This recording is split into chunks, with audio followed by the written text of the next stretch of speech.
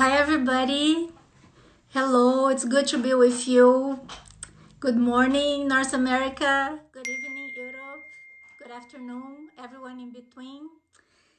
Well, today is a really special day. It's our first live, and it's our first live with a doctor in English.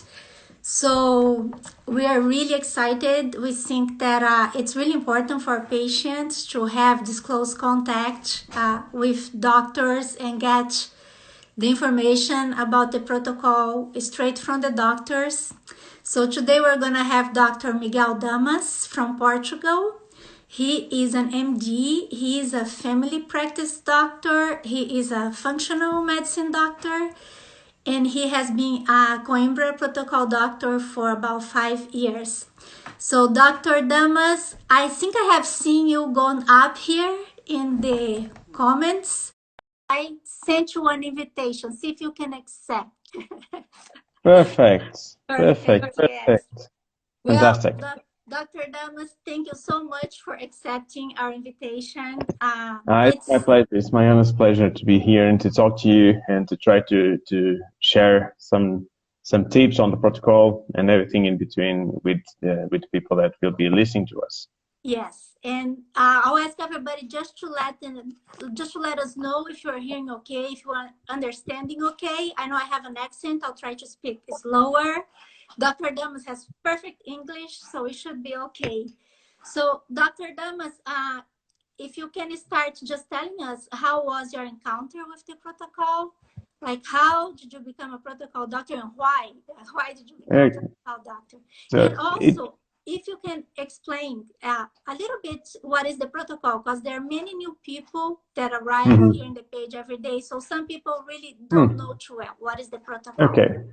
So let's start from what is the protocol and then how I got to know it. So the protocol is the end result, what we call the Coimbra Protocol, is the end result of a lifelong mission from Professor Cicero Coimbra, a Brazilian neurologist who... So, Dr. Damas, if you can start just telling us how was your encounter with the protocol? Like, how did you become a protocol doctor and why? Why did you become a protocol doctor? So let's start from what is the protocol and then how I got to know it. So the protocol is the end result, what we call the Coimbra Protocol, is the end result of a lifelong mission from Professor Cicero Coimbra, a Brazilian neurologist who understood from around 20 years ago, roughly, that vitamin D could have an impact in autoimmune treatments, and it was like almost like by chance that he found, because he was treating a patient, I think it was either Alzheimer's or with a stroke, that had a vitiligo lesion in the forehead. And because he was deficient on vitamin D, he started prescribing vitamin D in the normal dosages. And 3 months after, he was checking his files on the first follow-up appointment. He's saying, well, sir, so I'm sorry to ask you, but I have written that you had some lesion in terms of vitiligo in your forehead. And the patient said, well, now that's interesting. I don't know what happened, but it went away. And then because he's a brilliant mind and a big researcher, he started digging into the science behind it and found that was plenty of information already back then supporting the positive effect that vitamin D could have in autoimmune patients. So he started developing the treatment from that moment on, and because he was a neurologist, he kept focusing on multiple sclerosis, which is the main autoimmune neurologic disease. And fast forward 2012, my mother was Dr. Cristina Salles, got to know about the treatment from a patient. She was the first Coimbra Protocol outside South America in the world. So she kept communicating with Professor Coimbra, but because of her health condition, she was not able to travel to São Paulo to train with Professor Coimbra himself. So it was kind of a different training. And then, unfortunately, she passed away in 2014. And then just as soon as I was able, in March 2015, I traveled to São Paulo, and I was trained by Professor Coimbra himself in the first 5 days of March. And since then, I became one of the first doctors in the world, especially outside South America. South America. I think I'm the second most experienced in the protocol outside South America. So the very goal of the protocol is to make sure that the immune system is optimized by giving as much vitamin D as the patient needs, right, to overcome all the resistance that the patient may have, and that will lead to the best possible outcome, which can be very good. Yes. Dr. Damas, what I see also in the pages and the groups, because now vitamin D is so much in the media, many people that are arrive in our pages, they don't know the difference between just the physiological doses, which for the Coimbra Protocol doctors, Dr. Coimbra and the Coimbra Protocol doctors, is 10,000 units and the protocol. They think that 10,000 units is the protocol. It's high doses, right?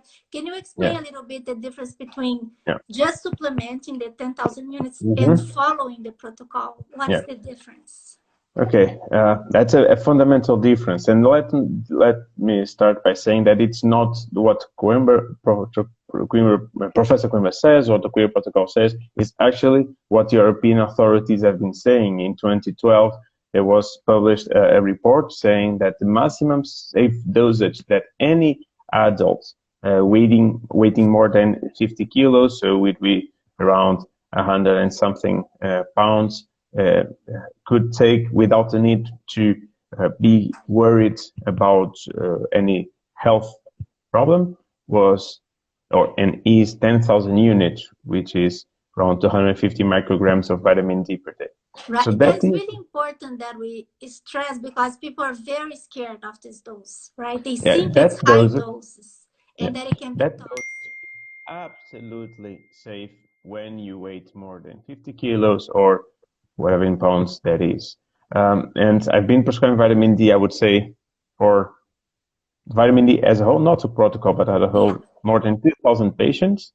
And I'm yet to find, I've had one patient that had taken 10,000 units, had the blood value of vitamin D higher than the reference range. So it is very, very, very safe. Right. What the difference between that dosage and the Coimbra Protocol dosage, it's massive. So there is not such thing as a Coimbra Protocol dosage. What we have is the dosage that patients need to achieve the maximum biological effect of the vitamin D. Correct. That is what it is. So in our case, we have some patients taking 35,000 units successfully and having around 150 nanograms per milliliter of vitamin D in the blood, and we can have very good therapeutic results with that dosage. But we have other people needing 430,000 units per day. 430,000? Yeah, I think I had never seen that high. Yeah, so I think that's the world record. So on average, our patients need 180. But it is what it is. There is no way to know what is the actual dosage before we start the treatment. We know how to start, but then we have to adjust according to the needs of the patient. Yes. It is what it is. I mean, it is this dosage that people need in order to have the maximum biological result. Yeah, and I saw somebody ask, how do you know? And that is done with lab tests, right? It's their lab tests like the PTH, which will show the resistance to each patient. Definitely. And, that's how doctors. So let's look like this.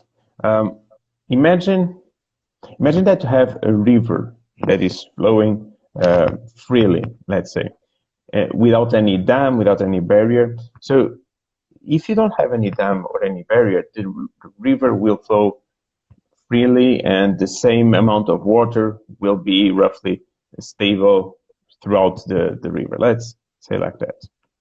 So to have the end result which we need, which is river reaching the end, water reaching the end of the river, we need somehow the same amount of water, right? In that case, we know that 10,000 units, if you don't have any barrier, any resistance, will end up the result, biological result that we need. Right.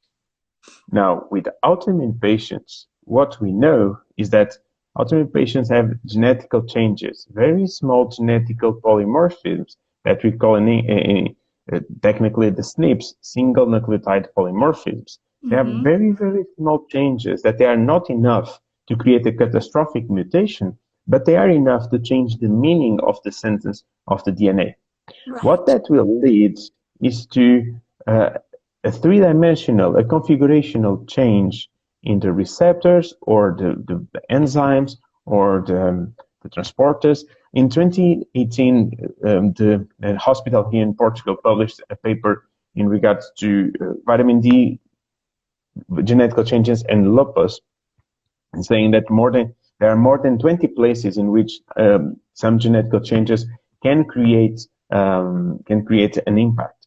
So that what will So lead like is that you can have about like 20 places in the process of yeah, vitamin D becoming active that you can have resistance to it. Is that what yes, it is? exactly. So imagine that you have a river that in 20 Yeah. different places you can have a dam. Right. So if you start with the same water as with the river that will flow freely, then the thing is you'll need to have. So if you start with the same water as with the river that will flow freely, then the thing is you'll need to have you won't be able to have the river flowing from one to the other. Yeah. So therefore you need to increase the water until it is enough to overcome all the Right. resistances Right. and make sure that and the end result, that's what we need. So that's why we need high dosage of vitamin D, is to overcome all these resistances. Now, because we don't know everything about this pathway, we cannot rely on vitamin D dosage in the blood to make sure to know if it is getting effective or not. Just to get an idea, we have people with positive, good physiological results that have vitamin D around 150 nanograms, but have people with more than 6,000. So Right. it varies massively. So we have to look somewhere else to assess the result. And to that effect, we desperately need the balance of calcium in our body because we need to have a very strict, very controlled level of calcium in our system. Too much calcium will create some sort of problems. Too little calcium will create another sort of problems. Yes. So in order to balance, we rely on, let's call a scale. One side of the scale, we have vitamin D, and the other side of the scale, we have PTH. And because the way they vary inversely to one another. Right. So it means that when vitamin D is low, PTH is high. Yeah. When vitamin D starts to go up, PTH starts to go down. And let me just say, PTH is the hormones of the parathyroid. Yeah, Yeah. PTH is the letters of the parathormone, which is an hormone produced by foreign glands that live around the thyroid. Right. So if we want to have the maximum biological effect of vitamin D, which means getting this side very high, we need to have the PTH as low as possible. And by as low as possible, we aim to have it below the reference range. So that is the core value. That's, I would say, the barometer. I think that's how you say it. That will tell us whether or not the dosage and the concentration of vitamin D in the blood is getting effective or not. Right. Right. That's And where yeah, go ahead. Go ahead. Sorry, doctor. That's where we look every time we need to make an adjustment is always the PTH because it doesn't matter that much how much vitamin D we have because PTH will measure the downstream effect of vitamin D. Right. So that's why we always look to PTH. And that's the difference, like that. I just want to leave it clear for everybody that follows us. of the 10,000 units, which is a physiological dose, some that you can make when you're in the sun, right? Your own Yes. body makes, that's solely safe. It has nothing to do with the PTH, because a lot of people, they're taking 10,000, they think they have to measure the PTH. It has nothing to Yeah. do with that. And the protocol, which has to be done with a doctor, because the doctors have to establish what is the resistance of each patient, and through the PTH and lots of other tests. And so that's the difference. The physiological dose That, is 10,000, and the protocol usually it's 40, 50,000 yeah. units, and as you said, Yeah. 430,000 units a day Yeah. is the limit. So Yes, the it's physiological fine. dosage is what you can take without medical supervision and without being concerned about your health. That's Right, the easiest right. way we can describe it. Yeah. Now, Dr. Damas, as a protocol doctor, like, what usually is your day like? Your day like? Do you face a lot of resistance in Portugal, like from patients, from Very other doctors? How is it to be a protocol doctor? Because we still have very few in the world. If we have 100, 150, I don't know. It's still yeah, very few. So yeah. So well, I'm a unique case because as my mother developed the clinic and she faced, so the clinic opened in 98. So over the last 20 plus years, we faced a lot of criticism and a lot of barriers. So I I, can imagine. I don't have that story to tell because my mother broke all the walls that we needed. Right. So in that regard, I have my life much easier than my mother and other protocol doctors have. I also uh, I also focus my daily life into making sure that the people that need me have me. And yeah, it usually it is it may sound very good, but it's actually what I try to do. Uh, we have our clinic in Porto. We have a smaller clinic in Lisbon. I travel quite a lot, and I try to make myself available, especially through online appointments, and that Yes. I don't face that much criticism. No, I'm glad to know. Let me put it another way. I'm not aware of that much criticism, but I don't look for it either. I try to You do don't the pay too best. much attention to No, I it. try to do the best I can with the tools I have.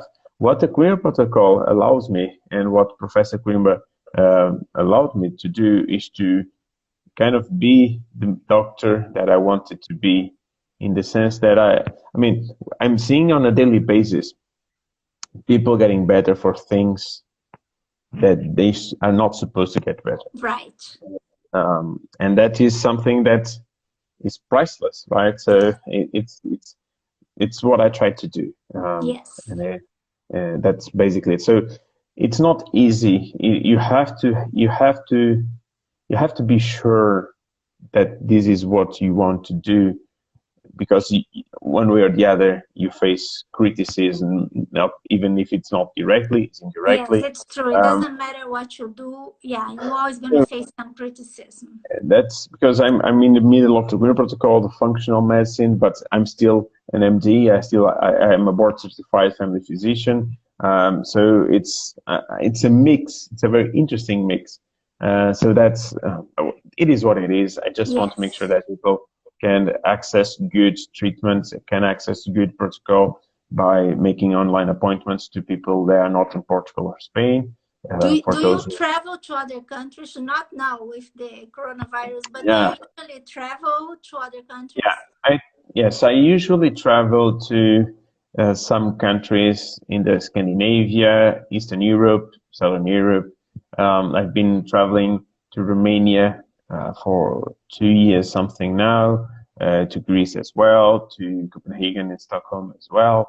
But I'm trying to focus more and more, especially now with the circumstances that we are in, with Yes. online appointments, because Yes. thankfully we have all the technology that allow us to break the distance and to be more close to each other. To Now, help a lot more people. yeah, Yes. Now, Dr. Damas, I want to ask you to coming back to the vitamin D. One thing also, it's very common that people ask. It's about do you think it's possible for people to achieve ideal levels of vitamin D just with the sun nowadays? Do you think that's doable? Yeah, I mean, okay, let's dig a little bit about it. So, Mm-hmm. in order for you to produce vitamin D from the sun, you have to have your skin exposed to a specific type of UV ray, which is UVB. And UVB rays are completely or are very sensitive to any blockage that we can create. So, being a windshield, being a sunscreen, even the weakest sunscreen will block UVB. So it is possible to have good um, vitamin D concentration in the blood being exposed to the sun. Now, you have to be exposed for 15 to 20 minutes of a substantial skin area exposed to the sun without any blockage on a protection. And what it seems to be possible to produce is around 10,000 units. So for the regular people, if they are exposed every year, day in, day out to the sun, they can have healthy levels of vitamin D. Now, in terms of autoimmunity, it is not possible to reach the concentration of vitamin D we need without supplementation because it is just not possible. Our body shuts down the ability to produce vitamin D. So once we need more than 30,000, we need supplementation. We can't, yeah, we can't get from the sun. Yeah, exactly. Based on that, Dr. Damas, like how autoimmune disease patients, they have this genetic resistance to vitamin D. Do you think that we could say then that like multiple sclerosis and all the other autoimmune diseases, they're really like the cause of the disease, because everybody says they don't know the cause of the disease, right? The Mhm. cause is genetic. I mean, it is the genetic, Well, no, the it's not genetic really. defect No, that we so it have. is.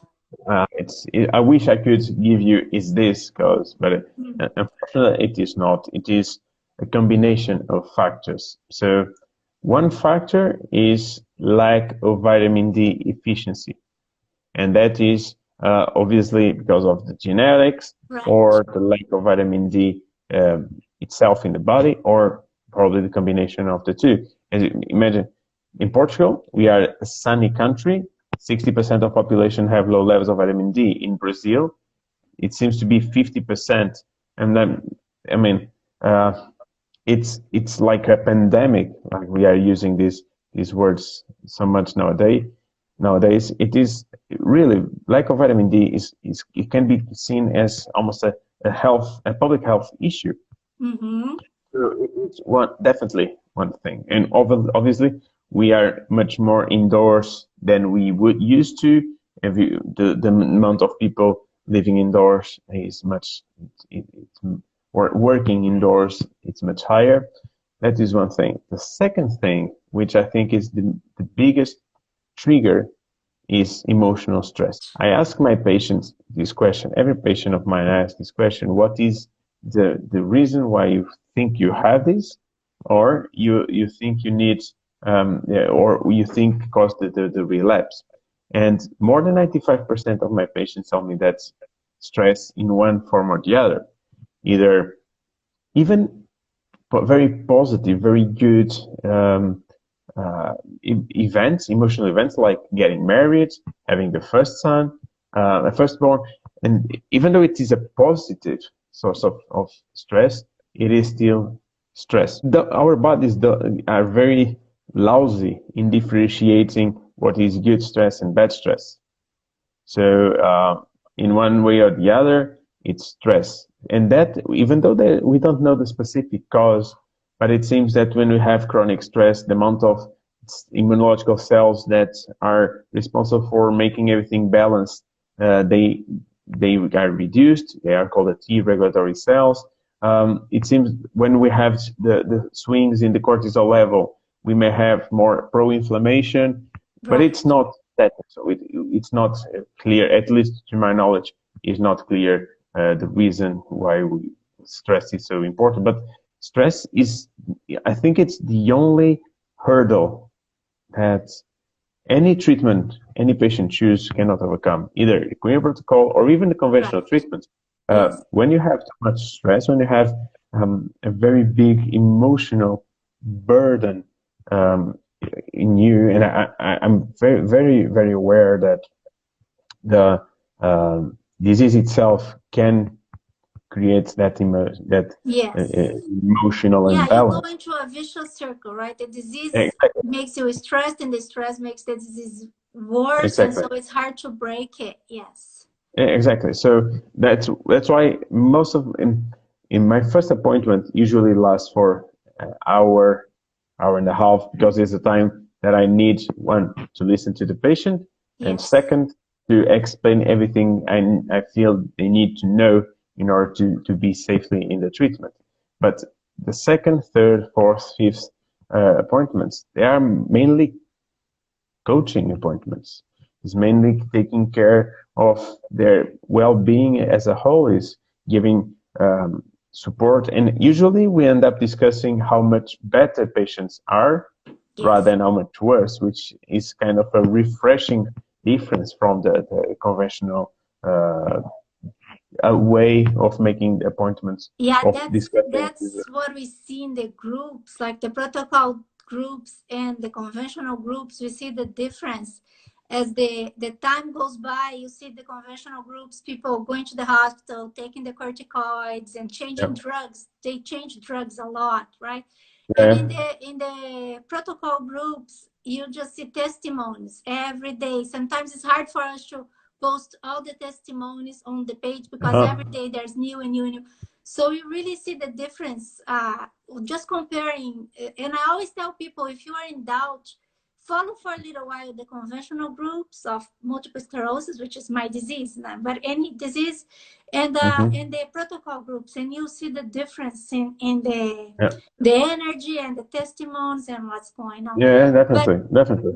yeah, Dr. Damas, like, and talking about the conventional treatment also, one of the big fears of everybody is the side effects, right, of the Mm-hmm. Coimbra Uh-huh. protocol. And we Yeah. try to explain to people that it's much more benign. It has much less side effects than the conventional drugs for autoimmune Mm-hmm. disease. So can you talk to us a little bit about Yeah, what are the side effects and how definitely. can they be avoided? Yeah.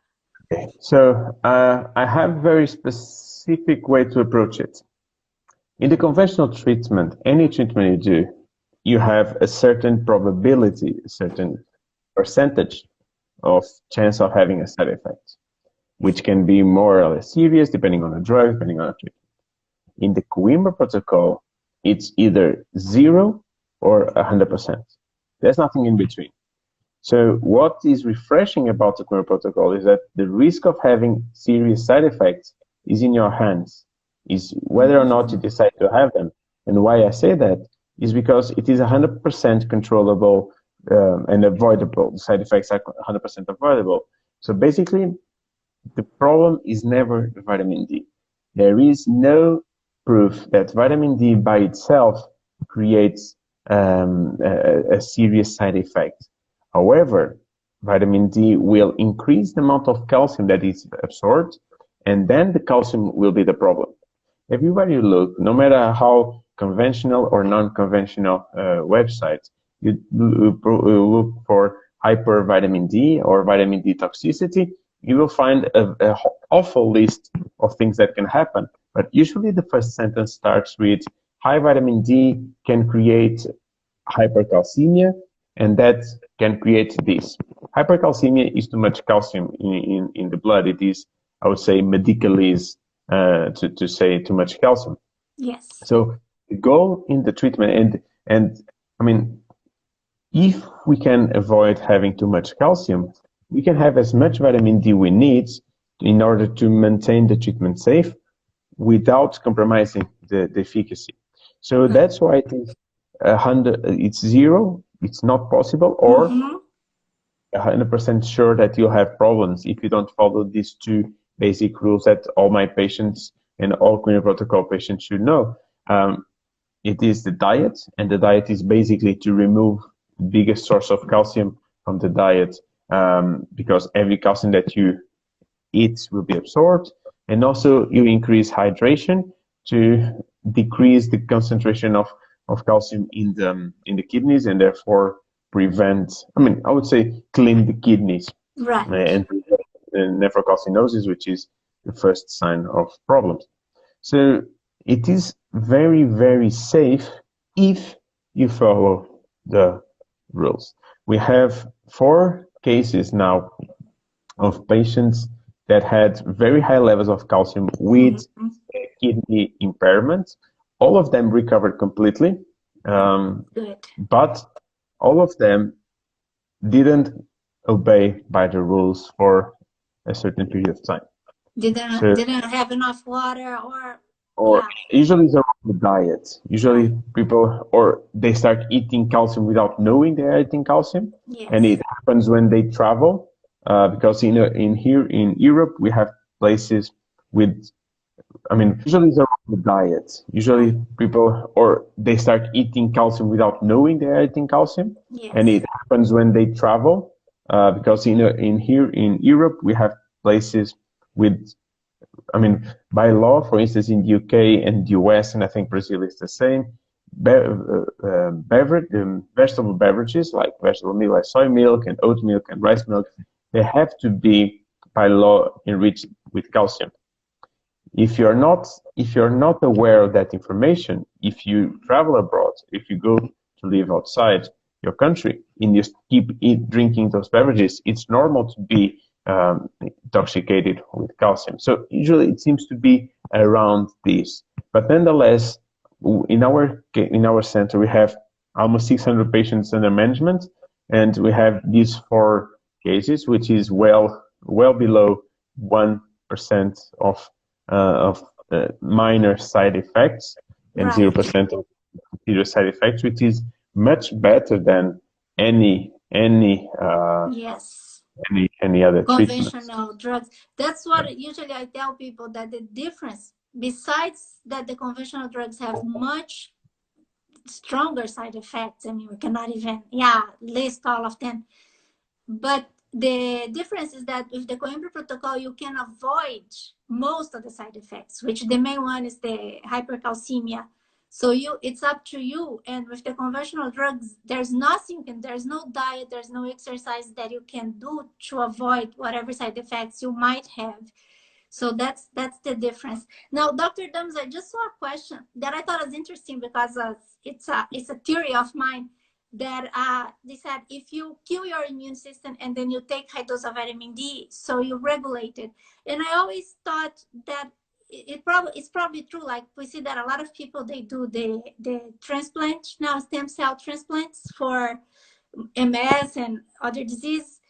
And then I keep thinking some of them are okay, but some of them after 1 year, 2 years, they have the disease again. And I always think, if the people that do those transplants, if they immediately start on the high doses, wouldn't they have a much better chance of never having anything again? Because since they reset their immune system, right? Yeah, And I think then they it's regulate the immune system. I always thought it made sense to me that. yeah, probably. I mean, I think we have a couple of patients that did stem cells therapy. I don't I don't advise anyone to make the stem cell transplant. Whether or not you do the transplant, vitamin D can optimize the immune system nonetheless, one way or the other. So it doesn't matter if you. So no matter if the cells are your own or they are put there, uh, vitamin D will optimize how they develop, how their DNA is transcribed and put into practice. So it doesn't matter that much uh, in that scenario. Yes. Yeah, vitamin D will regulate the immune system even if you don't kill the immune system, let's say. Right? Mhm. If you Yeah, start on the exactly, protocol, it will exactly, regulate it no matter what. So yeah, exactly, because that is what it does, right? It just exactly, regulates the immune system. So yeah. exactly. So Dr. Damas, what would you say, like, uh what are the expectations that patients should have? Because One thing too that is a problem is like patients is so many great testimonies everywhere. Once they start the protocol, we see patients that say, "Oh, but I have been 1 month, 2 months, and I don't feel any better." So, do you tell your patients like what should they expect from the protocol? Yeah. Okay. It's a very good question, very important question. So, well, I can give you my personal data. So on average, our patients start feeling improvements, clinical improvements, 6 to 8 months after starting the vitamin D. So that 6 to 8 months is just after the second appointment and when we do the first adjustment on the vitamin D dosage. Because there's no way we can know or which amount of vitamin D we need to that specific patient. So we have to start adapting it to the body weight.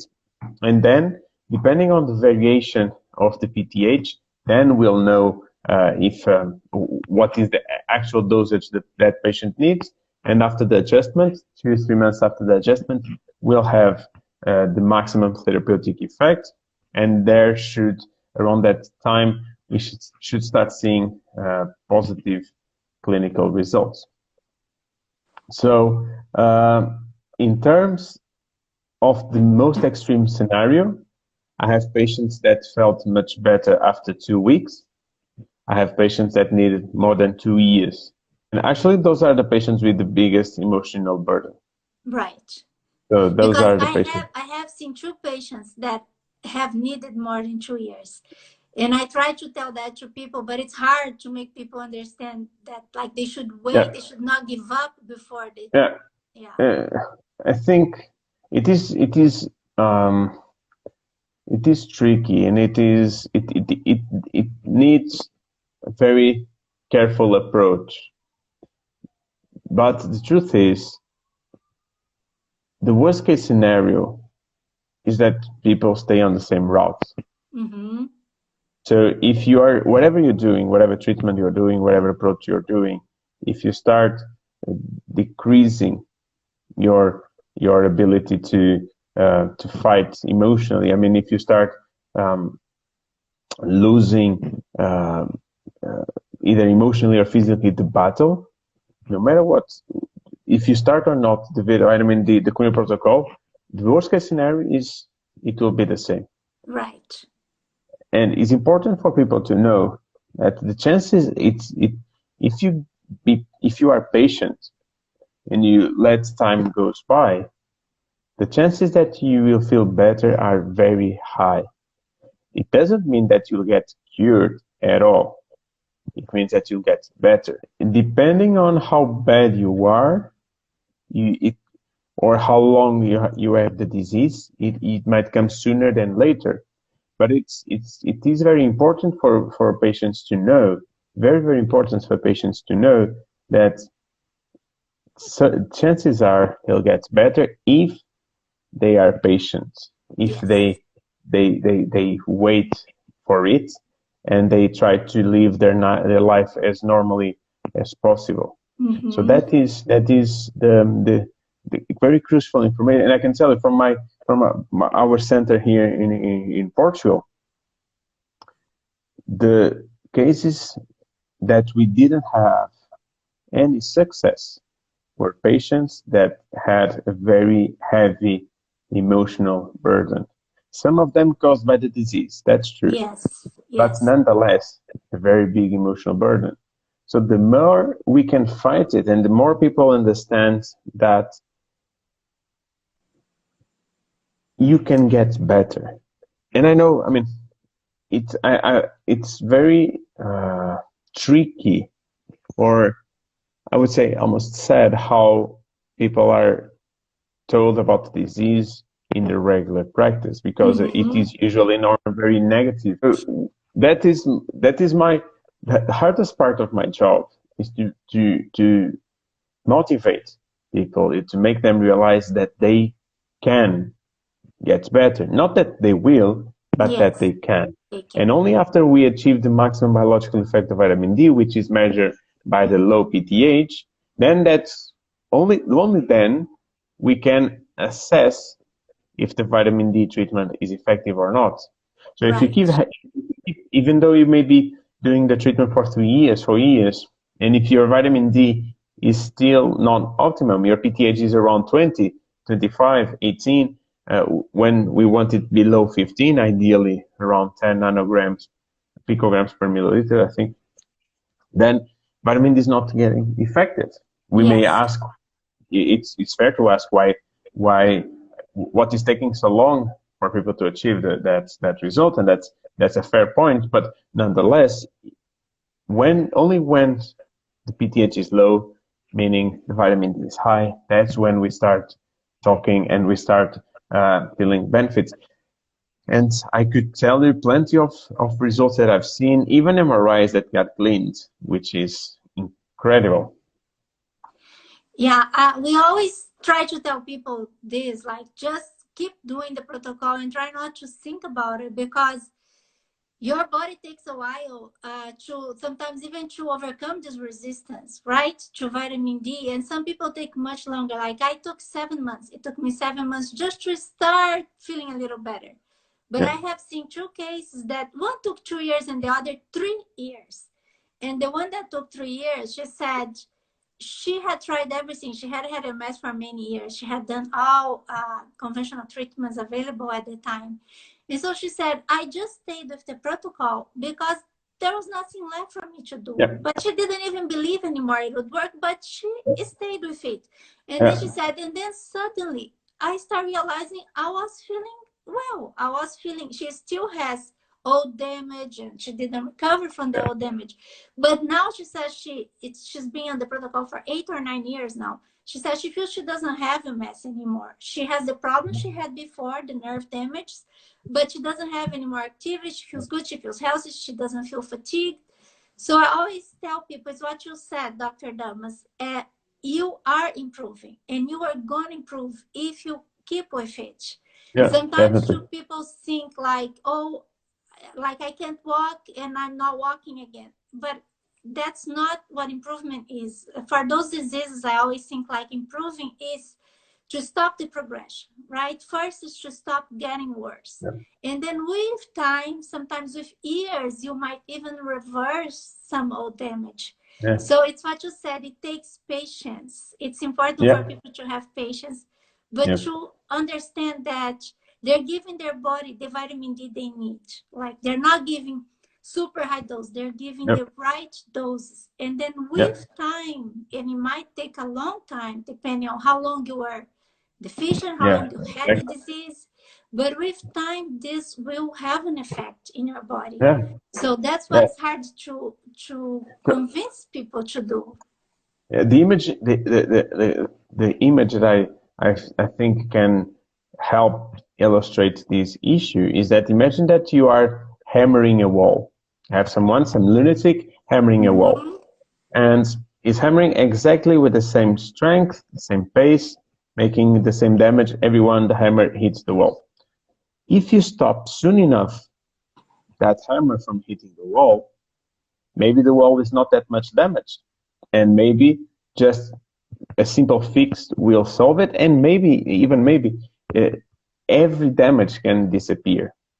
Now, if you let the hammer hit long for a long period of time, and maybe you have a wall that there's already a hole in it, then even though you are stopping the hammer from hitting the wall, maybe there's nothing you can do to fix that Right. wall. So it's important for people to understand what is that vitamin D does. It stops Yeah. the hammer. It seems that helps to recover as well, but mainly stops the hammer. Depending on the damage that was done, it may be easily recoverable. And I mean, I've seen patients that in 6 weeks stop having all symptoms, but I Mm-hmm. have patients that were on a wheelchair for 25 years, and Yes. after being on the treatment for 5 years, they still are on a wheelchair, but they could Right. only stand for 30 seconds, and now they can stand for 4 minutes. They are Yes. still in a wheelchair. The Yeah. wall was very damaged, but it's still better. It's not a miracle either, but Yeah. sometimes it seems like it. Yeah. It's like have realistic expectations. I think that makes all the difference, Yeah. because if you Yes, start with too exactly. high expectations, it's easier just to give up, right? Exactly. Exactly. Yeah, Dr. Damas, I was going to ask you too, with the coronavirus, Mm-hmm. vitamin D has been on the media a lot. And we saw, like in Brazil, I don't know how it was in Portugal, but in Brazil, the main media channels all talking about vitamin D. But then, of course, after that first wave of news, then all the medical associations start pushing back and saying vitamin D is toxic, it's dangerous, people shouldn't take.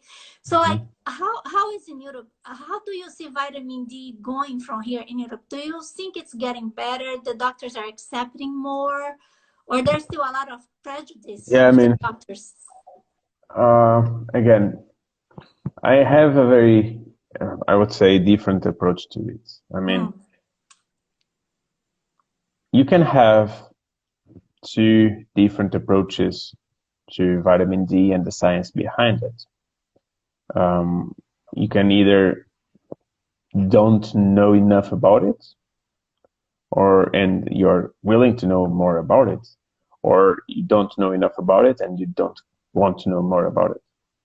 Because I think it's pretty fair that my colleagues, regular doctors, are skeptic about vitamin D. I think it's pretty fair, because if you want to know as much as possible about a subject in any industry, especially in healthcare and especially in medicine, you go to either the main events, main congresses, main meetings, or you read data, read scientific papers.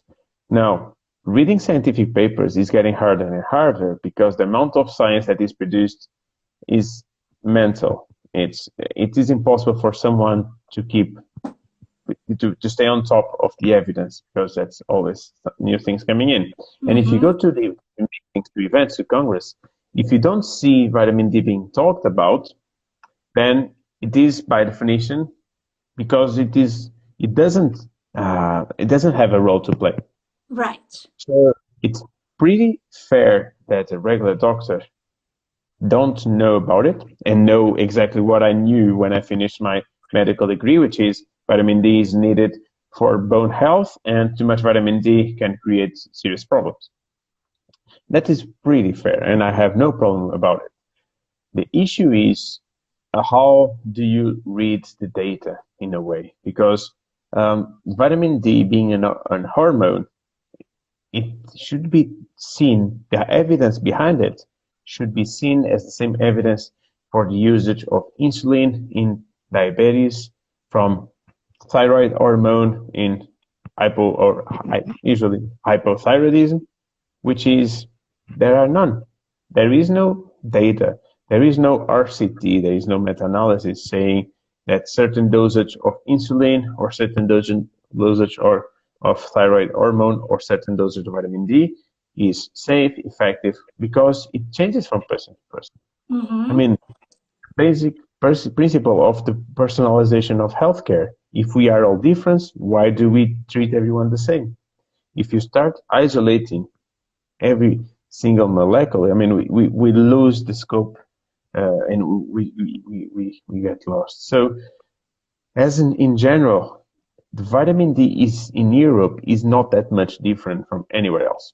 Right. Thankfully, we have the internet and we have access to information and as easier as ever.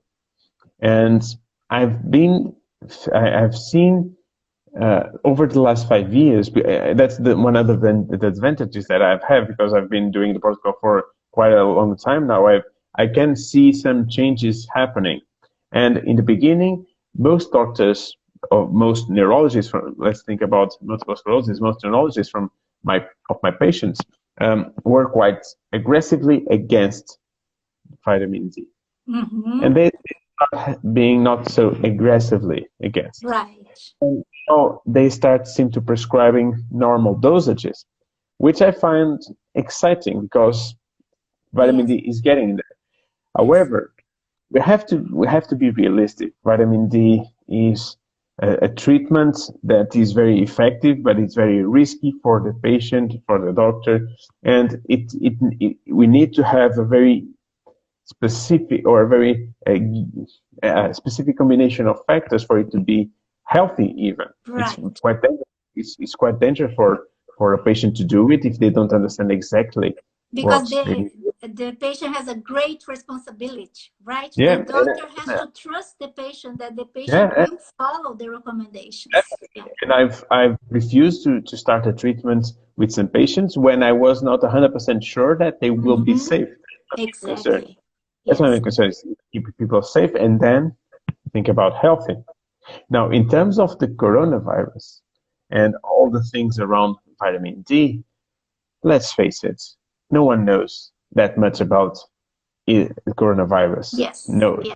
So and to be very honest about it, there is no science, no scientific data supporting the use of vitamin D in this situation, as we don't have any scientific data supporting any usage of any drug. The field is leveled. Now, what we know from vitamin D is how it works in all other viruses that have been studied. Mm-hmm. It seems to be consistent, though Yeah. the effect of vitamin D against other virus seems to be the same whenever you are looking into the influenza, even the SARS that happened Yes. while back, uh, CMV, Epstein-Barr, it seems to be consistent. So Mm-hmm. it makes sense that vitamin D, the way it functions and how we optimize the immune system, will also have a positive result in coronavirus, but it's very theoretical. And people Right. have to really understand that it is from person to person. It's prevention that will make it or break it. Vitamin D can help prevent, and probably vitamin D will help optimize the immune system to a point Exactly. in Yes. which either you don't get infected. If you do get infected, you have mild disease. If you have serious disease, you may not die from it. So, Right. and because it is so cost effective, I mean, it's vitamin is pretty much affordable. It's very hard to find someone that cannot afford it. Yes. The Yes. regular 10,000 units, that's what anyone that is watching can take safely without medical supervision. So I think it will evolve over time. I think we just need to, the same way we are telling our patients that they need to be patient, so do we. Yes, it's going slowly, but it's going, right? Because I remember when I first started on the protocol, many I remember in the groups, many patients would go to their neurologist and say, "Oh, what about vitamin D?" And they would say, "Vitamin D, I don't even know what vitamin D is." They would say that. They would Yeah, not even pay attention. Say, "I don't even know what this is." That was 12 years ago, so it has changed a lot. So I yeah, think we need to be patient because things are changing, but it's baby steps, right? And yeah. about the It's coronavirus, what we see in the group, like so far, we're doing some research in the protocol groups. So far, I think we have seen one case of one patient that has been in the protocol for 8 years and has had a very serious case of coronavirus, had to be hospitalized. He was the only one. There are some others that have had, but very mild, and okay. most don't know if they have had or not, have no symptoms. But I Yeah, think it probably makes sense that what it does is just make our immune system stronger. Because I yeah, can tell my experience since I started the protocol, I get much less colds and flus than I did before. yeah, So, and yeah, every patient, I think most patients in the protocol say that they don't remember when they had a flu. So I guess we're just better prepared. But yeah, nobody really yeah. knows for sure what vitamin D really does with the coronavirus. Just in case, it's good to have the ideal levels, right? Yes, definitely, Yeah. definitely. That should be mandatory for anyone who wants to have the best life, best health possible. Yes. So, Dr. Damas, like you told us in the beginning, how many patients of the protocol do you have? So, So in the protocol, I have around under active management, let's say like that, between 500 and 600, and it comes from 50 different countries.